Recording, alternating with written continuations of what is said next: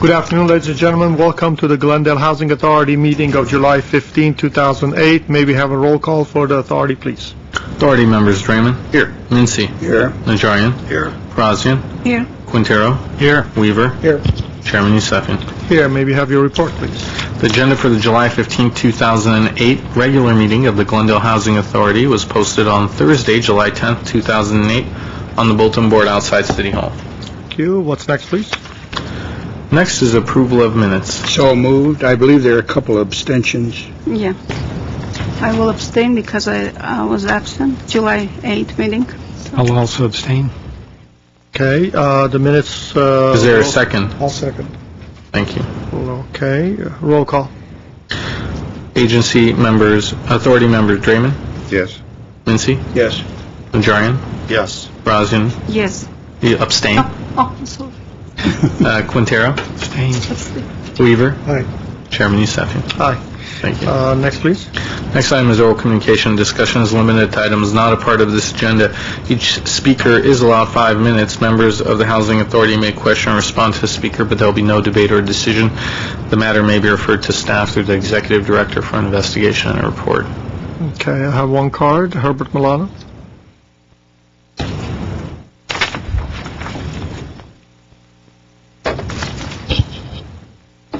Good afternoon. Good afternoon. Members of the Housing Authority and city staff. My name is Herbert Milano. Well, I'm here today to do a follow-up on last week's meeting. Last week, some of the comments made by the neighbors concerning the low-income housing or the affordable housing units on the corner of Brand and San Fernando, or near there, came to you and presented many of their concerns. I feel that many of their concerns were not really properly addressed, and it is not an uncommon type of response, what I observed sitting here in the audience. What I observed is that one of the residents of the area that came to speak to you said that she had not been notified previously due to the concerning some of the other properties in the area that are being proposed. I would imagine that would have raised red flags from the council members or the members of the authority as to how it is that we are not informing effectively enough residents who are concerned this time around, but they said that they were never informed before. I would say that should raise major red flags, and yet no one said anything. It was ignored. There was another comment made with regard to the issue of the size and the number of units and the parking exception. And Mr. Mincy replied after the speaker spoke that, well, that this area needs revitalization. Well, that was never the issue. In fact, these residents say, we're not saying don't build it. They just simply said we, have questions and a lot of regard with regard to the number of variances that are being given. The fact that this area has been neglected for so long, as it was acknowledged by Mr. Mincy, should tell you something. The fact that we are not informing the public in the area that is being impacted by these projects should also tell you something. But yet it appears that of no accord. There was also a comment made with regard to the number of parking spaces that maybe we should rethink how these zoning proposals are done for these areas. Because across Brand on the other low-income housing project, there are a lot of vacancies. I mean, not vacancies, but empty parking spaces. But I would imagine that if those families have kids 12 years old, 11 years old, well, 6 years from now, they'll have a license and they'll probably have a car. And they'll find themselves with adequate parking in 6 years. So the comments made by Mr. Weaver concerning disregarding the fact that now we should rethink the number of parking spaces simply because today there are not enough. Well, I wish somebody would have said the same thing with regard to this area of Glendale that has insufficient parking spaces today. Eventually, those kids do grow up, get cars, and those parking spaces will be needed. I think that the concerns of the residents were valid, but they should not be discounted, simply because there is a project there. Yeah, they were not disagreeing with having a project. They were disagreeing with the fact that the size of the project was too bulky, too large, and too many parking exceptions for the area. The other concern that they brought was the concern having to do with the Cerritos Park and the large number of residences having to cross a very heavily traveled road, San Fernando Road. It was a safety issue. I didn't hear any concerns coming back from this authority discussing those issues. They also mentioned that they would like to see some open space, the same issue that we find in every neighborhood. And the fact that there is an impact fee now assessed that would then be taken and added a mile away does not solve the issue that they themselves have of having some additional open space for their area.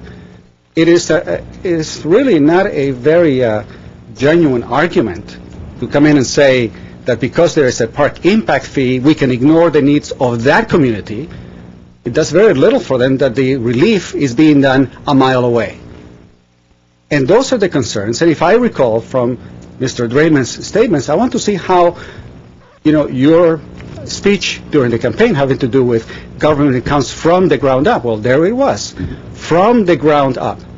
Now, I do want to thank Mr. Draymond in picking up on the other suggestion that I had regarding allowing these residences to have smart meters so that residents would know how much electricity they're using, and having water meters that they can control so that they themselves have within their power to be able to control those expenses.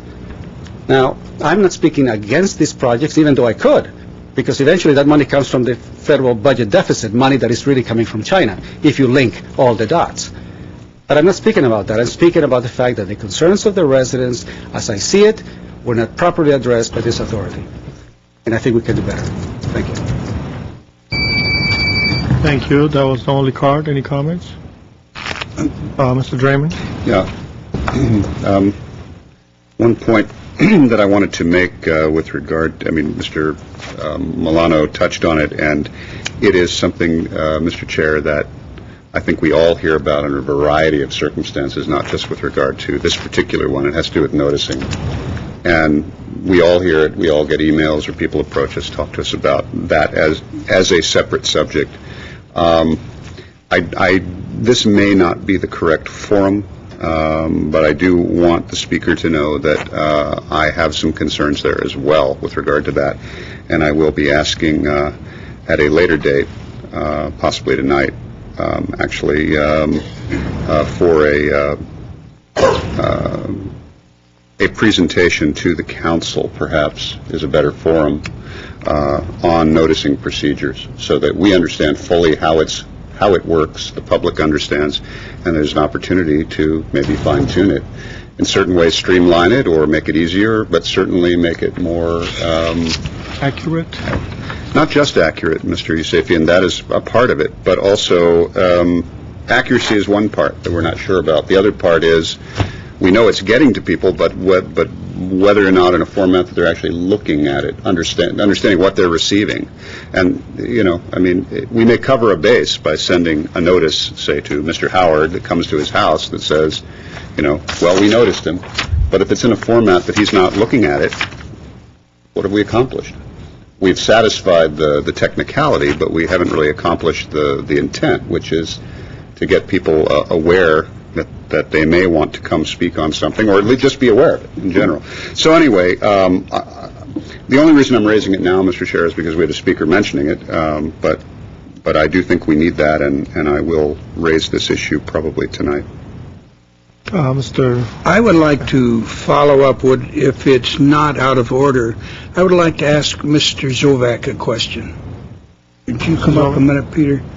This is I know when we do any of our small projects, like Habitat and so forth, we always notify all the people around there. Now, did we do that on the San Fernando Valley? Because I was kind of surprised to see those people, frankly. Well, we certainly did it on the Vassar Villas project, and the people that came to the meeting acknowledged that they received the notice on that proposal. Someone did reference that the Algemac proposal they did not receive. That was noticed in the same manner that the Vassar Villas project was noticed, and the only thing that I could think of as to maybe a reason why this particular person did not receive a notice on the first project was that the 500-foot radius maybe did not fall within that person's home. If you recall, the Algemac project is rectangular and runs along San Fernando, whereas the Vassar Villas project runs north-south and goes into the Vassar neighborhood by about 200 feet. So as a result, that project probably encompassed a number of homes that didn't receive the original notice on Algemac. Okay. Does that answer your question? So Yeah, depending upon the I'm just entitlements- curious what we're Depending upon doing. the entitlements and the requirements for those entitlements being requested, we do notice. Thank you. And the site was posted as well. And I guess on piggybacking on some of these information, you answered the question on the noticing, because I also noticed that. I know Algemac, they wouldn't have gotten it because as I looked at the map, it was obvious that it does not encroach into that 500 feet radius, so that's why they didn't get a notice. The other issue is, I think we should do a better job of noticing it, which we'll deal with. As far as the parking variances, I think that was answered, Mr. Milano, last time. It is more of the SB 1818 requirements that we follow, not because we just want to give variances. State has basically mandated, this is what you're going to do, and so you have to find a vehicle to basically get them to what the state wants to see. And if we don't get that vehicle done, which we generally try to get through a variance process, then the state will come down and mandate it that we do it. So that's one of the reasons we passed SB 18, our version of the SB 1818, to implement that. And so that was the reason for that. As far as the smart meter that was brought up and several times, I think one thing that needs to be very clear, the developers do not install the meters. The smart meters are installed by GWP, and if I recall correctly, GWP came to us and told us they're in the process of trying to figure out which system is the right system to install, because it's not just the meter, it's the computer that goes with the meter and so on and so forth. Developers basically pay the fee and say, GWP, come and install my meters. And if the city needs to step up their efforts to get to the smart metering, so they can start installing those meters, so they can actually communicate with their computers. With that, closed session is, okay. Just a question, I guess I'll ask it to Dan Meiden. Are the traffic signals on San Fernando and Brand still operating, as far as you know? Yes, as far as I know, they With are. a walk signal and a activation button? That I can't confirm. I'd like that to be confirmed next meeting, as well as the ones on Glendale Avenue 6A. and San Fernando. Please let us know if those are still working. As well as if there's any, if there is an inordinate number, sorry. Tom Mitchell is Tom in the Mitchell. audience, be able to, answer that question directly and specifically. comments? I'm getting thumbs up, meaning they're operating. Are there an inordinate number of pedestrian accidents at that intersection? Thumb down, no. So if there are concerns about crossing the street were voiced, I did not give them much credibility. We've got two fully marked intersections with crosswalks, and the park is 60-some feet away from their front door, as well as the school, just a stone's throw beyond that. So I think it's a really good, I'm not sure if the issue was the location. It's a really good location for that park, and building additional park space in that specific neighborhood, I think, would be superfluous. So, thank you, Mr. Chairman. As far as the school is concerned, I'm sure they're going to have crossing guards. For the school. Yeah, for the school. It's just the park. Yeah. I think we should just stop at this point. All right, what's the next item, please? On the business agenda at 6A is Director of Community Development and Housing regarding specialized legal services for affordable housing development projects in Glendale. Mr. Chair, how come that doesn't work when I try it during a council meeting? I think we should just stop. Try that line. Try that line. That may work. At 6A1 is a motion authorizing the Executive Director to execute a professional services agreement with Kane, Ballmer, Berkman in an amount not to exceed $90,000 through June 30th, 2009. Okay, and with that, I'll go to Mr. Zovak. Just a very brief report, what this is about. Yes, Mr. Chair, members of the authority, annually after the adoption of the budget, staff presents a number of professional service agreements for approval by the authority that require the authority of the approval. This is one of them. This is for legal services, professional legal services by the Housing Authority's outside legal counsel, Kane, Balmer, and Berkman. And this amount is for... And what is the task that they provide to the authority? They provide all of the legal services related to affordable housing development projects and redevelopment law and federal HUD home law as well. They'll prepare all the affordable housing agreements, disposition development agreements, E&As, and then present them to the city's attorneys for review and sign-off. Okay. Any question? Is there a motion? I'll move A1, 6A1. Second. The motion is second. Roll call. Authority members Draymond, Yes. Vinci, Yes. Najarian, Yes. Razian, Yes. Quintero, Yes. Weaver, Aye. Chairman Yusefian. Aye. Next item. Is there any authority member or staff comments? We have some staff comments. Would the staff come forward? Good afternoon, Mr. Chairman and Housing Authority members. My name is Sona Muradian, and I work for the Housing Division with the Community Development and Housing Department. I'm here to provide you with an update for the Metro Loma Housing Project, which is a 44-unit affordable housing development project to serve lower-income households. I would like to inform you that today is the first day of applications that will be provided. Applications will be provided up until August 15th.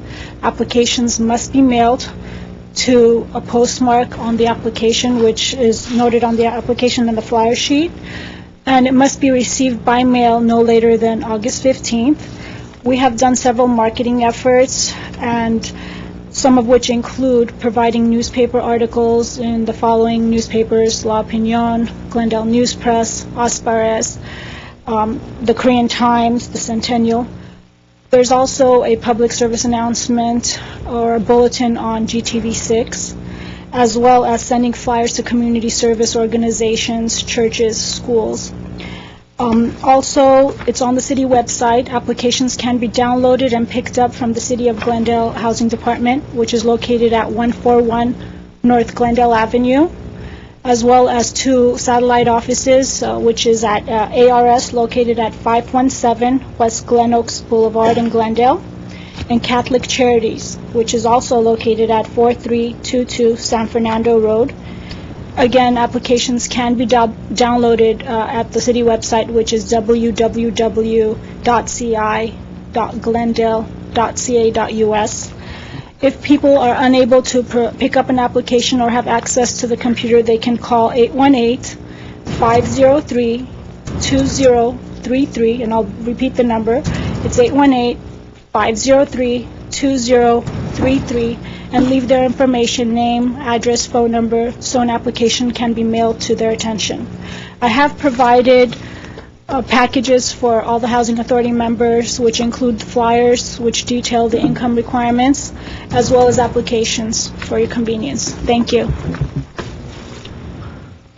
Any authority member comments? Hearing none, is there a motion to adjourn? So moved. Second. We are adjourned for the authority.